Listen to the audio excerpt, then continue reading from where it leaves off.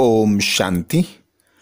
आज दिनांक 20 मई 2022 प्रातः मुरली बाप दादा मधुबन। आज बाबा बोले, मीठे बच्चे, अपने इस जीवन को कोड़ी से हीरे जैसा बनाना है तो समय को सफल करो, अवगुणों को निकालो, खाने पीने सोने में समय बर्बाद मत करो। अपने इस जीवन को कोड़ी से हीरे जैसा बनाना है तो समय को सफल करो, अवगुणों को निकालो, खाने पीने सोने में समय बर्बाद मत करो। बाबा ने कल हम बच्चों को कहा था कि बाबा की श्रीमत पर चल, बाबा की याद में रहकर तुम कोड़ी से हीरे जैसा बनते हो और भारत को हीरे जैसा बनाने की सेवा करते हो। तो आज बाबा श्रीमत देते कि समय सफल करो, यह समय की वैल्यू जानो। संगम युग आता है, छोटा सा युग, जिसमें हमें सारे कल्प की प्रारब्ध प्राप्त करनी होती है। हम आत्माएं 63 जन्मों तक देहभान में रहीं। इस अंतिम जन्म में बाबा कहते, खुद को आत्मा अनुभव कर मुझ पिता परमात्मा को याद करो और शांति धाम के साथ साथ सुख धाम को याद करो। तो सुख धाम में जहाँ हमें जाना है वहाँ देवी देवताएं रहते हैं और हम पुरुषार्थ कर रहे हैं देवी देवता बनने का, अर्थात कोड़ी से हीरे जैसा बनने का। तो बाबा कहते हैं, चेक करो, अपने अवगुणों को निकालो, खाने पीने सोने में समय बर्बाद मत करो। जो देवी देवताओं की महिमा है, 16 कला संपूर्ण, सर्वगुण संपन्न, संपूर्ण निर्विकारी, संपूर्ण अहिंसक, उनके समान कर्म करो, उनको फॉलो करो तो तुम बच्चे हीरे समान बन जाओगे। प्रश्न किया बाबा ने, मनुष्य ने किस एक शब्द से सबको भगवान का रूप समझ लिया है? मनुष्यों ने किस एक शब्द से भगवान का, सबको भगवान का रूप समझ लिया है? उत्तर में बाबा कहता, इस समय मैं बहुरूपी हूँ। ऐसे नहीं, यहाँ जब मुरली चलाता तो परमधाम खाली हो जाता है। मुझे तो इस समय बहुत काम करने पड़ते हैं, बहुत सर्विस चलती है, बच्चों को भक्तों को साक्षात्कार कराना पड़ता है। इस समय मैं बहुरूपी हूँ। इसी एक शब्द से मनुष्य ने कहा है, यह सब भगवान के रूप हैं। अर्थात बाबा को सर्वव्यापी कहने का तात्पर्य बाबा कहते कि अभी इस संगम पर मैं अनेक रूप धारण करता हूँ, अनेक जगह पर पार्ट बजाता हूँ। उसी बात की यादगार में मनुष्य लोग सबको भगवान के रूप में समझ लेते हैं। प्रश्न किया बाबा ने अगला, बाप की किस श्रीमत को पालन करने वाले बच्चे सपूत हैं? बाप की किस श्रीमत को पालन करने वाले बच्चे सपूत हैं? उत्तर में बाबा कहते, बच्चे कभी भी डिससर्विस ना करो।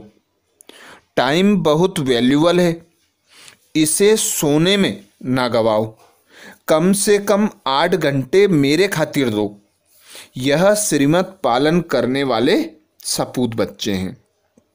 बाबा हम बच्चों को श्रीमत देते आए हैं कि 8 घंटे भल धंधा धोरी करो, 8 घंटे नींद लो, पर 8 घंटे जो बचते हैं वो बाबा की खातिर दे दो, अर्थात 8 घंटे जरूर सफल करो। ऐसी समय को सफल करने वाले बच्चे, समय की वैल्यू को जानने वाले बच्चे बाबा कहते सपूत बच्चे हैं, जो श्रीमत पर चलते हैं, कभी भी डिससर्विस नहीं करते हैं, समय की कीमत को जानते हैं, सोने में समय नहीं गवाते, खाने में समय नहीं गवाते। वे बच्चे बाबा कहते सपूत बच्चे हैं। गीत सुनाया बाबा ने, तूने रात गवाई सोई के, दिन गवाया खाई के। ओम शांति। बच्चों को बाप समझा रहे हैं। बच्चे जानते हैं हम सब बच्चे हैं बाप के। हमारे शरीर का बाप तो है ही शारीरिक, लेकिन आत्मा जो अशरीरी है उसका बाप भी अशरीरी है। बाप ने समझाया है बेहद के बाप से बेहद सुख का वर्षा मिलता है। अभी शुरू होता है जो त्रेता अंत तक चलता है। तुम अभी पुरुषार्थ कर रहे हो भविष्य 21 जन्मों की प्रारब्ध लिए। फिर बाद में हद का शुरू होता है, बेहद का पूरा हो जाता है। यह गुह्य बातें हैं ना। जानते हैं आधा कल्प हम हद के बाप से वर्षा लेते हैं और बेहद के बाप को याद करते आए हैं। आत्मा के संबंध में सभी ब्रदर्स हैं। वह है बाप। कहते भी हैं हम आत्माएं भाई भाई हैं। फिर जब मनुष्य सृष्टि की रचना रची जाती है तो भाई बहन हो जाते हैं। यह नई रचना है ना। पीछे फिर परिवार बढ़ता है। काका चाचा मामा सब पीछे होते हैं। इस समय बाप रचना रच रहे हैं। बच्चे और बच्चियां हैं, दूसरा कोई संबंध नहीं है। अब तुम जीते जी भाई बहन बन जाते हो। दूसरे कोई संबंध से ताल्लुक नहीं है। अभी तुमको नया जन्म मिला है। जानते हो हम अभी ईश्वरीय संतान हैं। जानते हो हम अभी ईश्वरीय संतान हैं। शिववंशी ब्रह्मा कुमार कुमारियां हैं। ब्रह्मा कुमार कुमारियों का और कोई संबंध नहीं। इस समय सारी दुनिया पतित है। इनको पावन बनाना पड़े। कहते हैं बाबा हम आपके हैं। बाबा कहते हैं बच्चे भविष्य के लिए पुरुषार्थ करके अपना जीवन हीरे जैसा बनाना है। सारा दिन सिर्फ खाना पीना, रात को सोना और बाप को याद ना करना, इससे कोई हीरे जैसा जन्म नहीं मिलेगा। सारा दिन सिर्फ खाना पीना, रात को सोना और बाप को याद ना करना, बाबा कहते इससे कोई हीरे जैसा जन्म नहीं मिलने वाला है। तो बाप कहते हैं शरीर निर्वाह अर्थ कर्म करते, गृहस्थ व्यवहार में रहते, कमल फूल समान बनना है। समझते हैं हम कोड़ी से हीरे जैसा, अर्थात मनुष्य से देवता बन रहे हैं। मनुष्यों में तो बहुत अवगुण हैं। देवताओं में गुण होते हैं, तब तो मनुष्य देवताओं के आगे जाकर अपने अवगुण बताते हैं। देवताओं में गुण होते हैं, तब तो मनुष्य देवताओं के आगे जाकर अपने अवगुण बताते हैं ना। आप सर्वगुण संपन्न, संपूर्ण निर्विकारी, संपूर्ण अहिंसक, हम पापी नीच। अब बाप कहते हैं अपने से आसुरी गुणों को निकाल, ईश्वरीय गुण धारण करने हैं। बाप तो है निराकार, मनुष्य सृष्टि का बीज रूप। वह सत है, चैतन्य है, ज्ञान का सागर है। यह ज्ञान तो बुद्धि में बैठा हुआ है ना। यह है नया ज्ञान। कोई वेद शास्त्र में यह ज्ञान नहीं है। अभी जो तुम सुनते हो फिर प्रायः लोप हो जाता है। अभी तुम जानते हो हम आसुरी गुण वाले मनुष्य से देवीय गुण धारण कर बाप द्वारा देवता बन रहे हैं। पापों का बोझा जो सिर पर है वह बाप की याद से हम भस्म करते हैं। भक्ति मार्ग में तो यही सुनाते आए हैं कि पानी में स्नान करने से पाप भस्म हो जाएंगे, परंतु पानी से तो पावन बन नहीं सकते। अगर ऐसा होता तो फिर पतित पावन बाप को क्यों याद करते? कुछ भी समझते नहीं है। समझदार और बेसमझ, यह भी एक नाटक बना हुआ है। अभी तुम कितने समझदार बन रहे हो, सारे सृष्टि चक्र को जानते हो। हिस्ट्री ज्योग्राफी को जानना यह भी समझ है ना। अगर नहीं जानते तो उनको बेसमझ कहेंगे ना। अभी तुम बच्चे जानते हो, बाबा ने अपना परिचय अपने बच्चों को दिया है कि मैं आया हूं तुमको हीरे जैसा बनाने। ऐसे नहीं, यहां से सुनकर गए, खाया पिया और आगे चलते थे। वह तो कौड़ी जैसी लाइफ थी, देवताओं की हीरे जैसी लाइफ है। वह तो स्वर्ग में सुख भोगते थे, चित्र भी है ना। आगे तुम नहीं जानते थे कि हम ही सुखी थे, हम ही दुखी हुए। हमने 84 जन्म कैसे लिए यह नहीं जानते थे। अब मैं बताता हूं। अभी तुम औरों को भी समझाने लायक बने हो।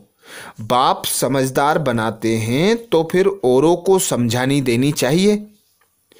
ऐसे नहीं घर में जाने से फिर वही पुरानी चाल हो जाए। शिक्षा पाकर फिर औरों को शिक्षा दो। बाप का परिचय देने जाना पड़ता है। बेहद का बाप तो सबका एक ही है। सभी धर्म वाले उनको ही पुकारते हैं, हे परम पिता परमात्मा व हे प्रभु। ऐसे कोई नहीं होगा जो परमात्मा को याद नहीं करता होगा। सभी धर्म वालों का बाप एक ही है, एक को सभी याद करते हैं। बाप से वर्षा पाने के सभी हकदार हैं, वर्षे पर भी समझाना पड़े। बाप कौन सा वर्षा देते हैं? मुक्ति, जीवन मुक्ति का। यहाँ तो सब जीवन बंद है। बाप आकर सबको रावण के बंधन से छुड़ाते हैं। इस समय कोई भी जीवन मुक्त है नहीं, क्योंकि रावण राज्य है। देह अभिमानी हैं। देवताएं देही अभिमानी होने से जानते हैं कि हम आत्मा एक शरीर छोड़ दूसरा लेते हैं। सिर्फ परमात्मा को नहीं जानते हैं। परमात्मा को जाने तो फिर सारे सृष्टि चक्र को जान जाएं। त्रिकालदर्शी सिर्फ तुम ही हो। ब्राह्मणों को ही बाप बैठ त्रिकालदर्शी बनाते हैं। जब देवताएं भी त्रिकालदर्शी नहीं तो उनकी जो वंशावली आती है उनमें भी यह ज्ञान नहीं रहता। तो फिर दूसरों में यह कहाँ से आएगा? देने वाला भी एक ही है। यह सहज राजयोग की नॉलेज और कोई को हो नहीं सकती। देवी देवता धर्म का शास्त्र भी तो होना चाहिए ना। तो ड्रामा अनुसार इन्हों को फिर शास्त्र बनाने पड़े। गीता भागवत आदि सब ऐसे ही फिर बनेंगे। ग्रंथ भी ऐसे बनेंगे। अभी ग्रंथ कितना बड़ा हो गया है, नहीं तो इतना छोटा था, हाथ से लिखा हुआ था, फिर वृद्धि में लाया है। यह भी ऐसे है। इनका अगर ग्रंथ बेड बनाओ तो बहुत बड़ा हो जाए, परंतु फिर उनको सॉल्ट किया जाता है। पिछाड़ी में बाप 2 अक्षर कहते हैं, मन मना भव। मैं तुमको सब वेद शास्त्रों का सार समझाता हूँ, तो जरूर नाम तो लेना पड़ेगा ना। फलाने शास्त्र में यह है। वह कोई धर्म का शास्त्र नहीं। भारत का धर्म एक ही है। बाकी वह किस धर्म के शास्त्र हैं कब सिद्ध नहीं कर सकते। भारत का शास्त्र है ही एक गीता। गीता भी सर्वशास्त्र शिरोमणि गाई हुई है। गीता की महिमा तुम एक्यूरेट जानते हो। जिस गीता से बाप आकर भारत को स्वर्ग बनाते हैं। भारत के शास्त्र को मान बहुत मिलता है, परंतु गीता का भगवान कौन था उनको ना जानने कारण झूठा कसम उठाते हैं। अब उनको करेक्ट करो। भगवान ने तो ऐसे कहा नहीं कि मैं सर्वव्यापी हूँ। बच्चे ने प्रश्न पूछा।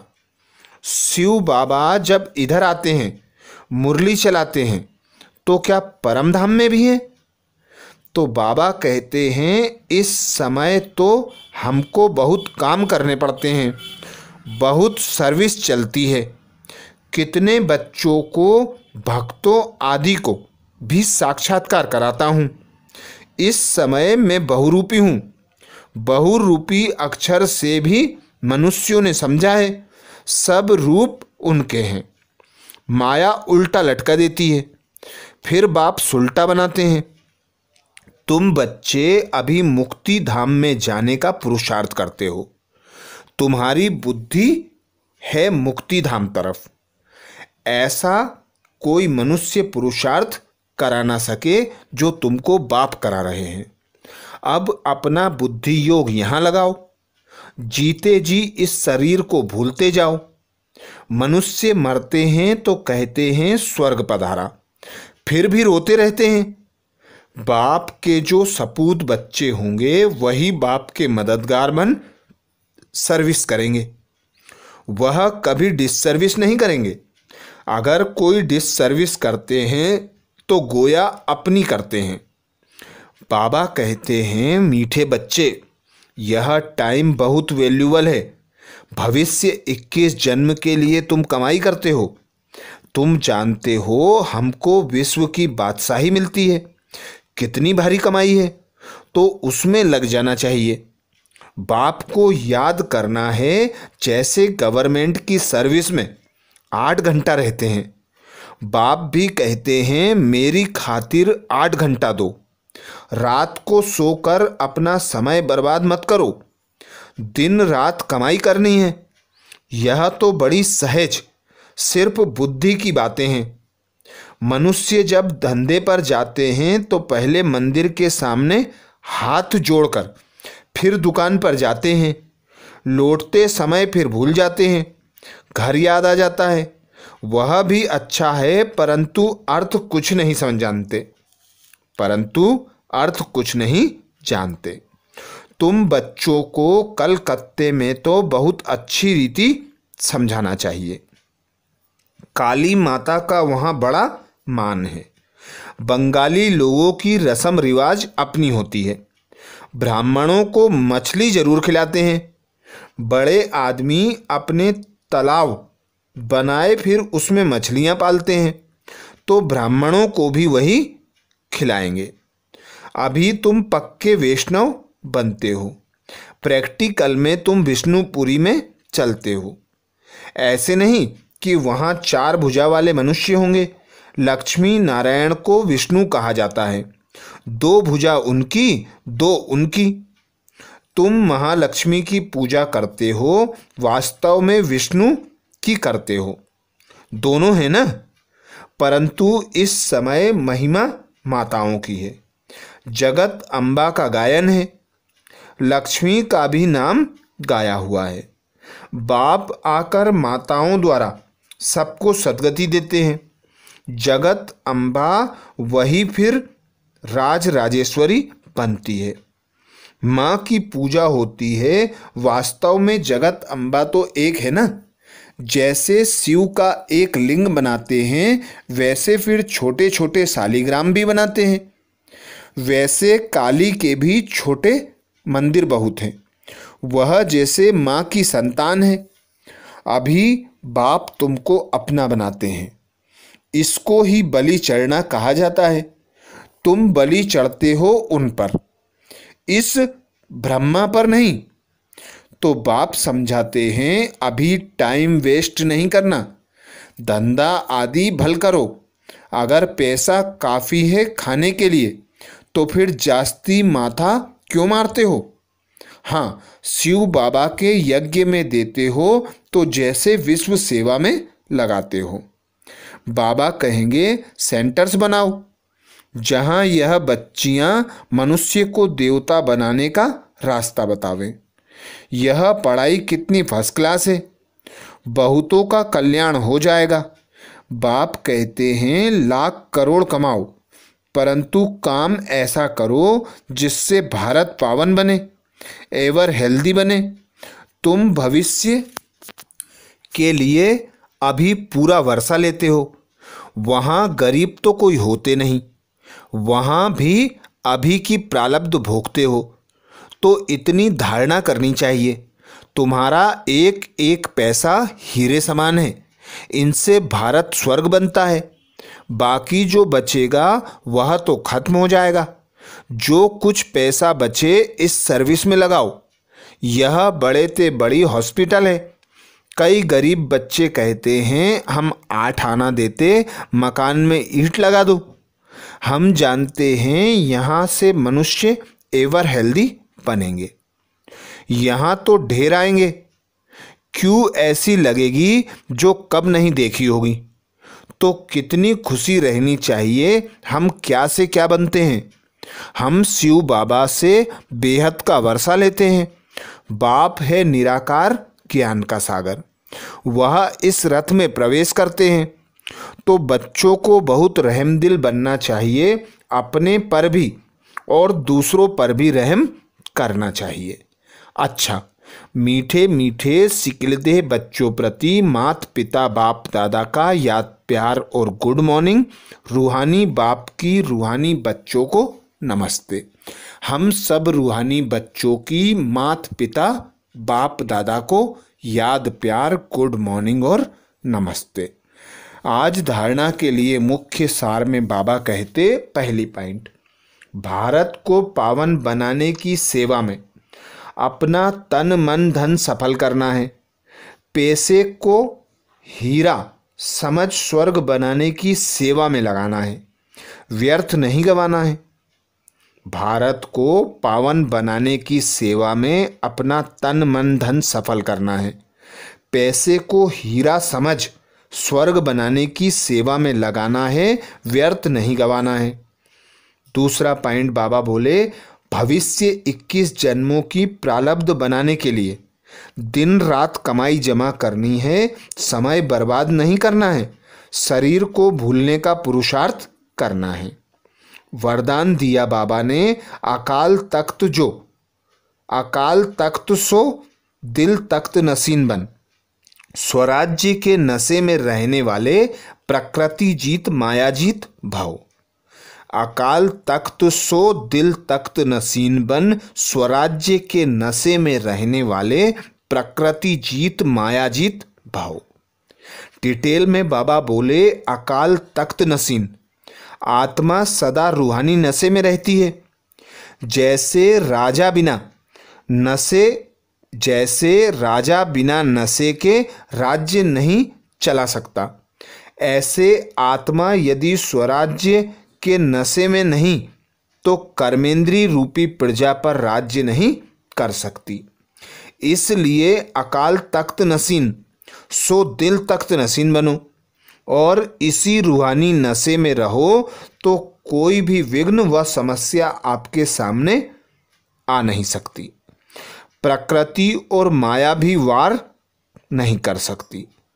तो तख्त नसीन बनना अर्थात सहज प्रकृति जीत और माया जीत बनना। तो बाबा की श्रीमत, अकाल तख्त नसीन आत्मा बनकर स्वराज्य अधिकारी सीट पर सेट होकर बाबा के दिल तख्त नसीन बनना और 5 तत्वों से उपराम रहकर इन कर्मेंद्रियों पर राज्य करना। जो बच्चे इन कर्मेंद्रियों पर राज्य करते हैं वे प्रकृति जीत और माया जीत कहलाते हैं। स्लोगन में बाबा कहते, संकल्पों की सिद्धि प्राप्त करनी है तो आत्मशक्ति की उड़ान भरते रहो। संकल्पों की सिद्धि प्राप्त करनी है तो आत्मशक्ति की उड़ान भरते रहो।